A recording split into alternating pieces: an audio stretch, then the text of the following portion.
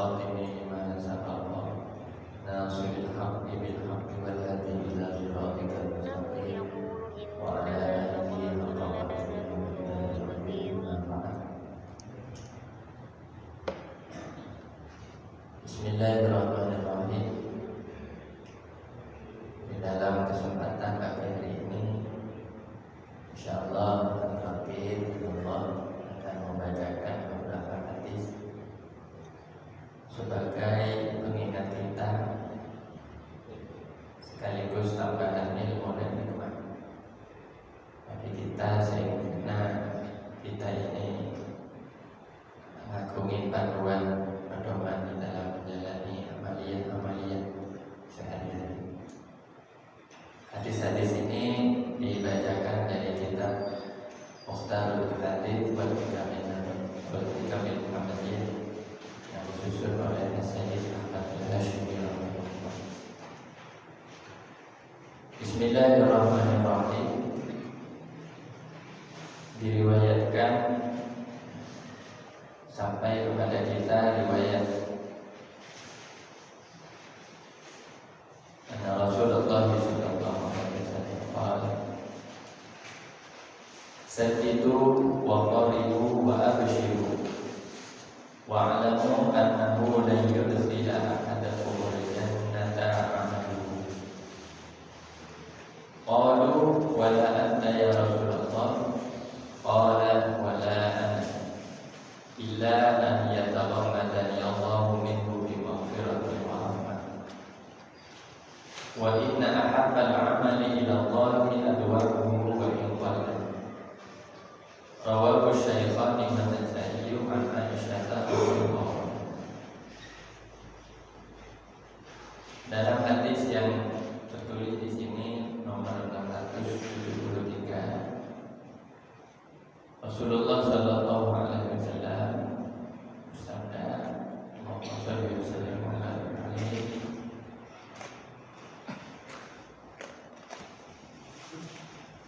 "Lakukanlah amal dengan cara yang membuatmu mampu untuk mendapatkannya, dan dekatkanlah kalian kepada amal dengan cara sebaik-baiknya agar kalian tidak sampai bosan, dan yakinlah kepada kabar gembira atas pahala dari amal itu, dan ketahuilah bahwa sesungguhnya tidaklah akan memasukkan amal dari salah seorang kalian kepada surga, tidaklah akan memasukkan kepada salah seorang dari kalian kepada surga dari amalnya." Para sahabat berkata atau bertanya, "Engkau juga ya Rasulullah?" Artinya, apakah engkau juga demikian? Nabi bersabda sallallahu alaihi wasallam, "Saya juga." Artinya, saya juga tidak akan masuk ke surga karena amal saya, kecuali Allah menutupi saya dengan ampunan dan rahmat-Nya. Dan sesungguhnya yang paling dicintai dari amal kepada Allah adalah yang paling langgeng sekalipun sedikit. Hadis diriwayatkan oleh Al-Imam Al-Bukhari dan Muslim serta Al-Imam An-Nasa'i dari Sayyidah Aisyah radhiyallahu anha.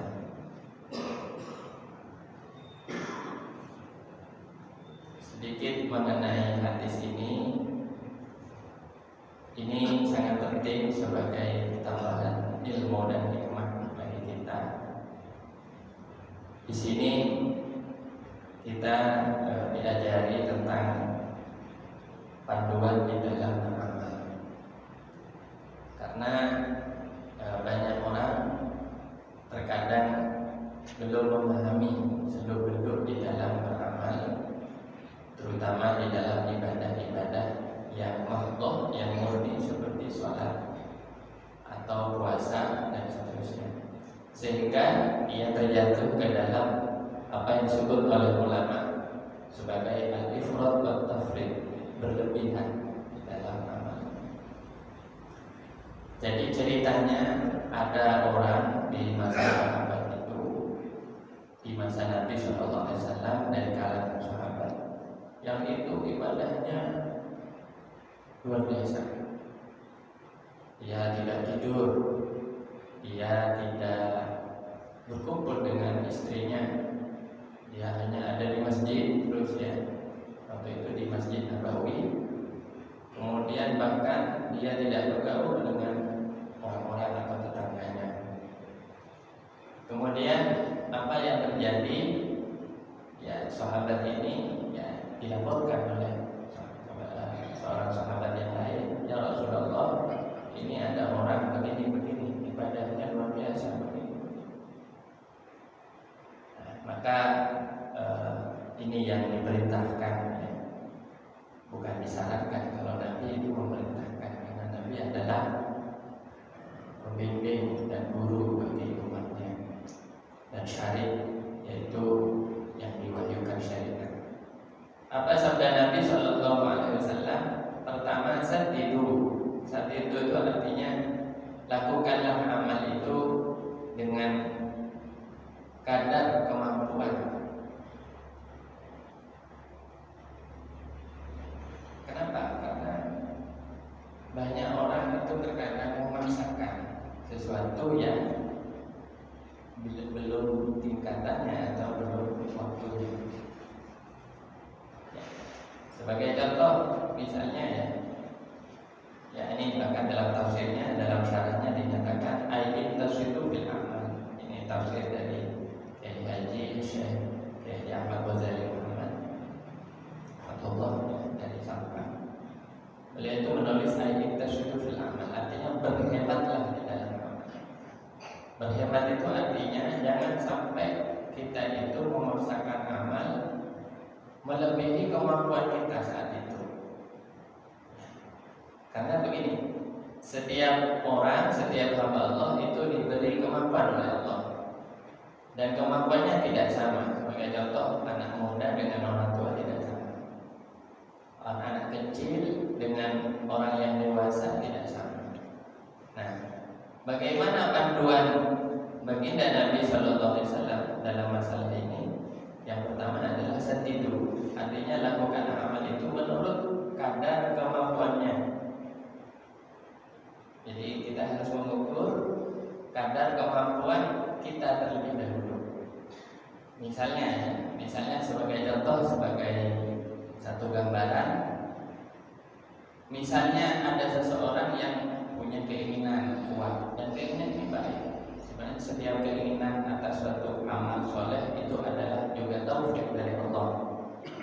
Namun terkadang dalam prakteknya orang itu belum bersandar kepada Allah, sehingga dia lebih mengandalkan usaha kerasnya sendiri atau ilmunya sendiri. Dia ingin bangun malam dan sholat tahajud selama 1 jam misalnya. Saya ingin sholat tahajud sekian rakaat. Dia misalnya membaca kisah ada orang soleh di zaman dahulu sholat tahajud 100 rakaat, atau seperti cerita bahwa Imam Abu Hanifah misalnya setiap sholat tahajud pasti menghatamkan Al-Quran. Dia terobsesi, waduh hebat ya, mungkin saya bisa. Dia nyoba, dia bangun sholat, bangun malam, baru 15 menit sudah ngantuk, sudah nggak bisa bangun. Dipaksakan lagi, tetap nggak bisa. Nah, akhirnya apa? Dia menyalahkan dirinya. Dia ini pasti ya, karena saya begini ya. Dia lupa bahwa belum dia sampai pada kemampuan, karena dia sama sekali belum pernah tahajud gitu ya. Tiba-tiba mau langsung tahajud dengan tingkatan yang tinggi, atau langsung sholat tahajud misalnya 10 rakaat misalnya, padahal 2 rakaat saja belum istiqomah. Nah, ini yang dimaksud oleh Nabi SAW, kira-kira Allahu a'lam ya, bahwa hendaknya orang itu melakukan amal pertama mengukur dari kemampuannya terlebih dahulu. supaya dia menghindari nanti ya ada dua hal ya di dalam panduan berikutnya, waqaribu, dan janganlah apa istilahnya anak sekarang itu jangan ngegas gitu. Apa katanya orang sekarang itu ngegas ya? Ngegas itu artinya langsung hari cepat. Kenapa? Di sini di dalam syarahnya ditulis li'alla ta'malu, agar kalian tidak bosan. Ada dua penyakitnya orang beramal, katanya para ulama.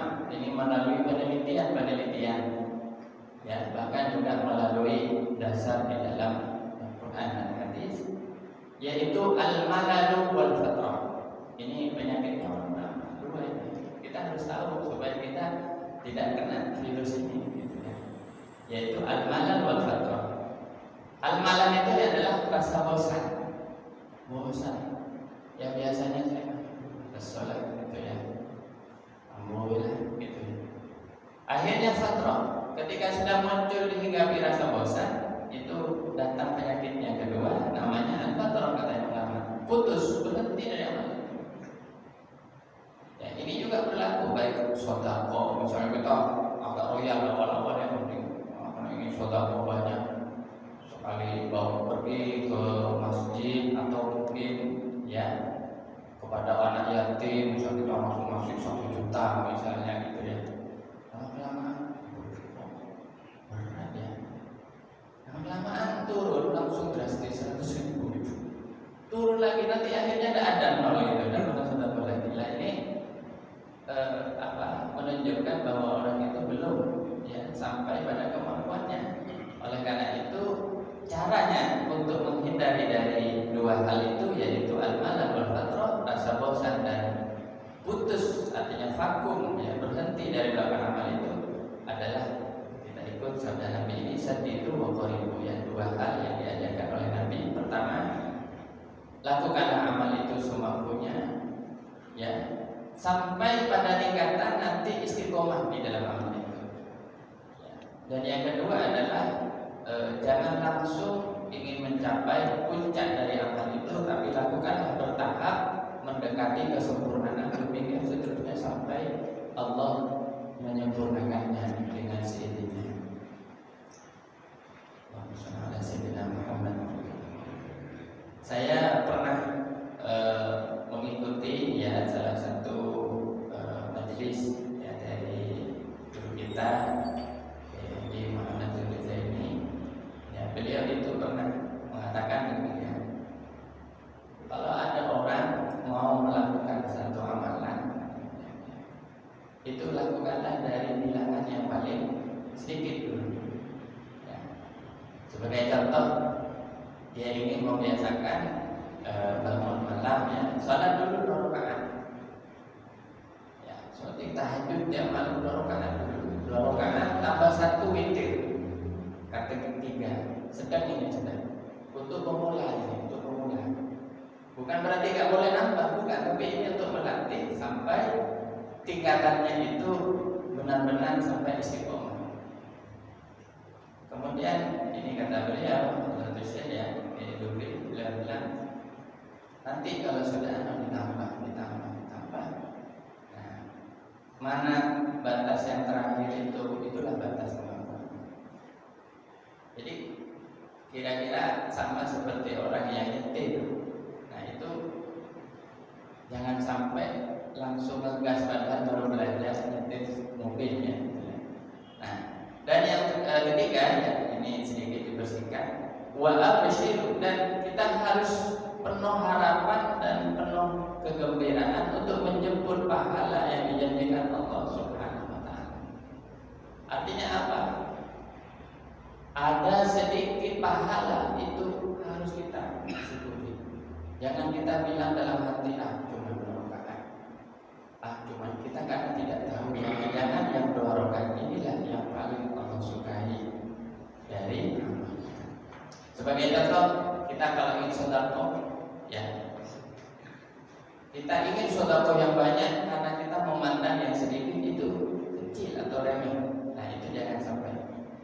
Tapi kalau punya kemampuan tentu harus lebih sedekahnya, jangan sampai kita itu menahan diri untuk bersedekah. Ya, sebagai contoh orang punya kemampuan dalam sehari bersedekah 100.000, ya keluarkan 100.000. Sedikit ditambah lebih baik 150 misalnya. Tapi kalau orang sehari saja belum punya kemampuan itu, mampunya berapa? Sedekah dari 10.000 dulu gitu misalnya gitu. Tapi jangan sampai di dalam hatinya mengatakan 10.000 itu terlalu kecil. Saya nggak suka, saya maunya yang lebih. Ya. Tapi dia menilai bahwa yang kecil itu seakan-akan tidak ada pahalanya. Ini yang oleh Nabi SAW diperintahkan wa abshiru, artinya hargailah, mohonlah pahala dari amal itu walaupun sedikit. Sehingga ada satu amalan yang sebenarnya luar biasa ya, dan banyak umat Islam yang lalai, yaitu amalan ini bahkan disebutkan oleh Nabi Sallallahu Alaihi Wasallam, rakaatul fajr khairun minad dunya wa ma fiha. Dalam hadis ini bahwa 2 rakaat sebelum sholat fajar atau sholat subuh ini adalah derajatnya, bobotnya lebih baik daripada dunia dan seluruh isinya dunia ini. Jadi kita tidak bisa tahu sebenarnya apakah pahala yang Allah janjikan dalam 2 rakaat sebelum subuh ini.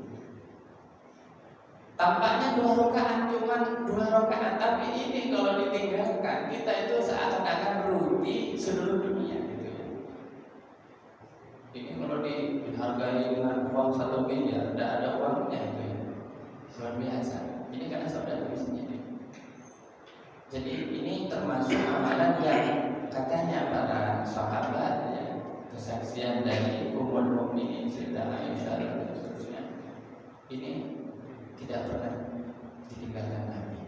Bahkan Nabi Sallallahu Alaihi Wasallam walaupun perjalanan, beliau menjamak dan mengqashar sholat, tapi kalau sholat sunnah 2 rakaat sebelum subuh, artinya ba'da subuh, kemudian sholat sunnah ini, maka ini tidak pernah ditinggalkan oleh Nabi. Jadi Nabi sudah istiqomah melakukan ini karena dari saking besarnya fadilahnya. Termasuk juga ini sholat witir. Ini termasuk amal-amal yang utama. Ya, termasuk juga sholat sunat tahiyat masjid ketika orang masuk ke masjid. Ini saya pernah dengar makalah ya, walaupun saya belum pernah dapat hadisnya ya. Dari orang ini pernah mendengar dari almarhum guru kita Kiai Hasan Abdul Wafi. Beliau itu pernah mengatakan kalau sudah orang pergi ke masjid dan sholat tahiyat masjid, ini katanya beliau ya, terus saya Kiai Hasan Abdul Wafi almarhumnya itu, beliau mengatakan itu tanda-tandanya kekeringan manusia. Saya itu cuma mohon maaf tidak pernah menemukan keterangannya ini dari mana beliau itu merujuk keterangan ini. Jadi kalau banyak orang pergi ke masjid tidak sholat tahiyat masjid, itu sudah para kiamat juga, hampir kiamat sudah. Artinya apa? Hendaknya kita benar-benar memperhatikan sholat sunat tahiyat masjid ini. Ya tentu dengan catatan kecuali kalau sudah berdiri iqamah. Kalau sudah berdiri iqamah sudah lagi sholat tahiyat masjid, langsung ikut jamaah saja. Nah ini contoh-contoh amalan yang kelihatannya kecil, tapi kalau dilakukan secara istiqomah dari hari ke hari, insya Allah wa abshiru, pasti orang yang melakukannya akan dapat pahala dan dijadikan surga Allah. Dan ini perlu diketahui, ini Nabi bersabda wa'lamu dan seterusnya ya, bahwa orang masuk surga itu bukan karena amalnya. Jadi sebenarnya amal kita ini bukan sebab orang itu masuk surga. Kalau ada orang berpikir saya bisa masuk surga dengan amal saya, itu dia keliru. Jadi sebenarnya bahkan ditanya sahabat, engkau ya Rasulullah juga? Aku juga. Artinya Nabi itu tidak pernah mengandalkan amalnya sendiri. Ya. Tidak bisa orang mengatakan, ya Allah masukkan surga saya masukkan saya kepada surga, ke dalam surga dengan salat saya, dengan Al-Quran saya misalnya ya, dengan ilmu saya dan seterusnya. Ini tidak bisa. Kenapa? Karena murni balasan Allah berupa surga itu adalah rahmat, maghfirah dan rahmat dari Allah. Ya, oleh karena itu Allah Subhanahu wa taala berhak ya, dan bebas memilih amal apa yang Allah sukai dari amalan-amalan hamba-Nya.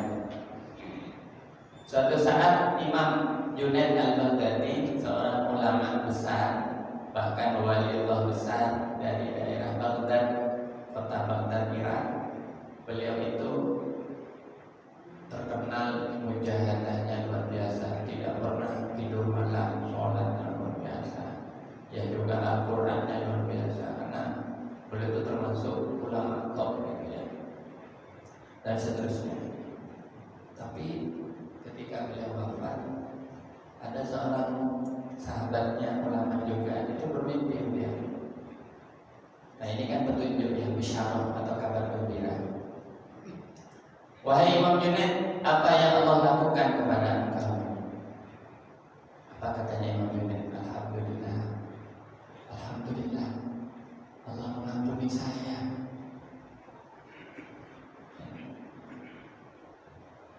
Dan tahukah kamu, Allah mengampuni saya dan menerima amal saya ini berkat 2 rakaat pada satu malam yang pernah saya lakukan.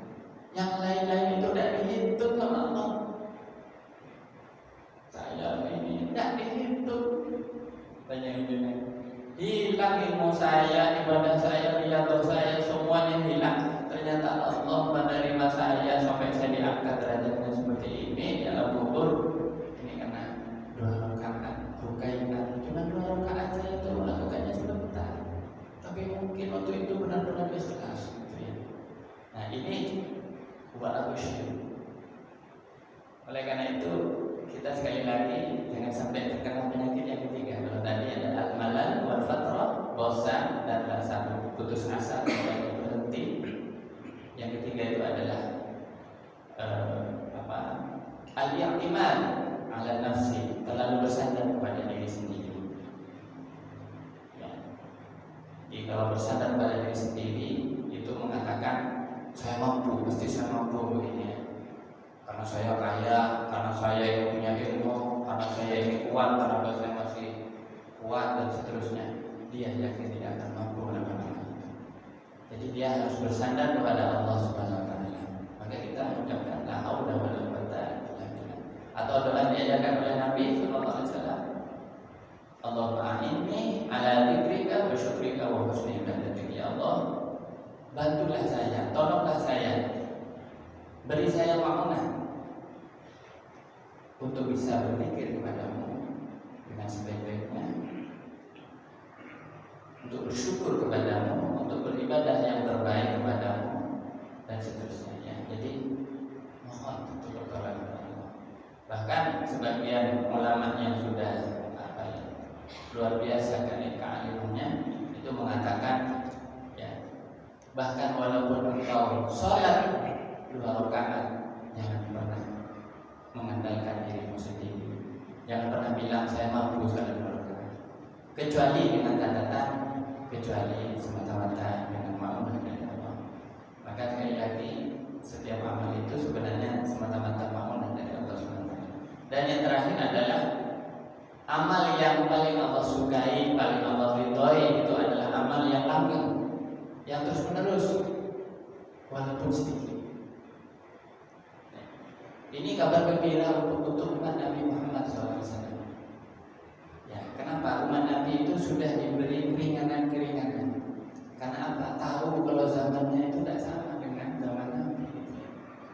Ya, kalau diikut dengan zaman Nabi atau lebih sebelum lagi umat-umat sebelum Nabi, waduh benar kita itu banyak tidak terima.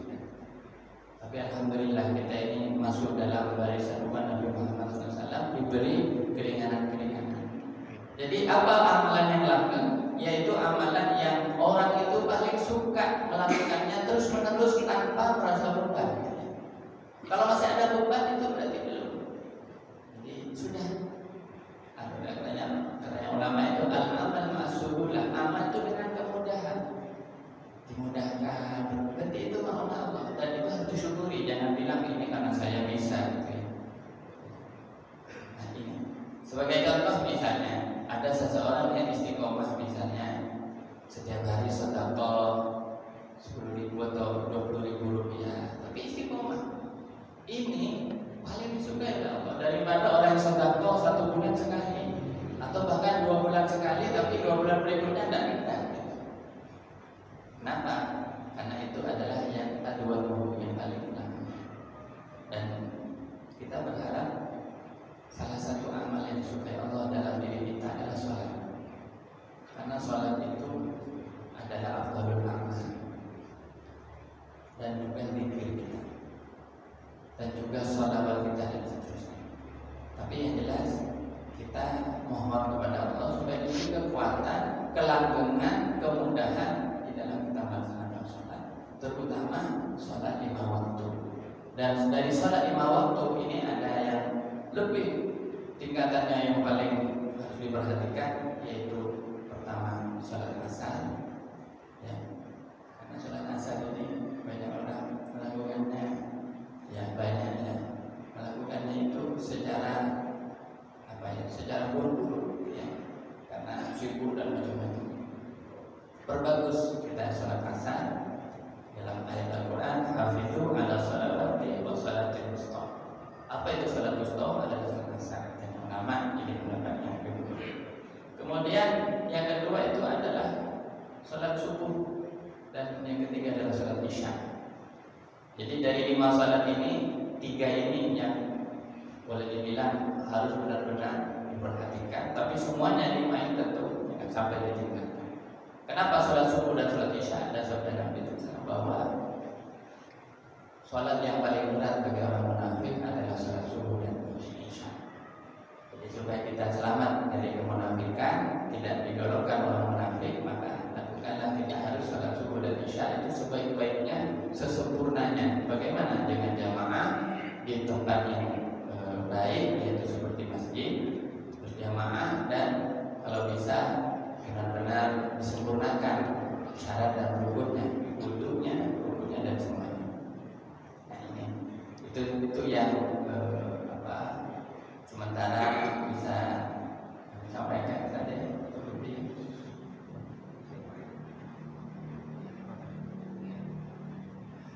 Ya insyaallah nanti karena ini hadis ini banyak topik-topik, banyak pembahasan, jadi mungkin kalau untuk mengenai masalah ini sudah dicukupkan dulu sampai di sini. Semoga menjadi ilmu yang bermanfaat dan sekali lagi jangan sampai kita ini putus asa dari amal. Jangan sampai karena dosa-dosa kita mengatakan, "Duh, kok tak ada semua orang." Jangan begitu. Allah Maha Kuasa untuk mengampuni dosa-dosa kita. Yang penting kita berusaha untuk memperbaiki diri kita. Dan yang kedua adalah kita lakukan amal itu dari yang paling mudah kita lakukan. Kalau tidak mampu, ya bilang kita tidak mampu. Sebagai contoh, ada orang minta sedekah kepada kita sekian, atau ada orang butuh bantuan kita sekian, kita mampunya sekian, ya sudah semampunya saja, jangan dipaksakan.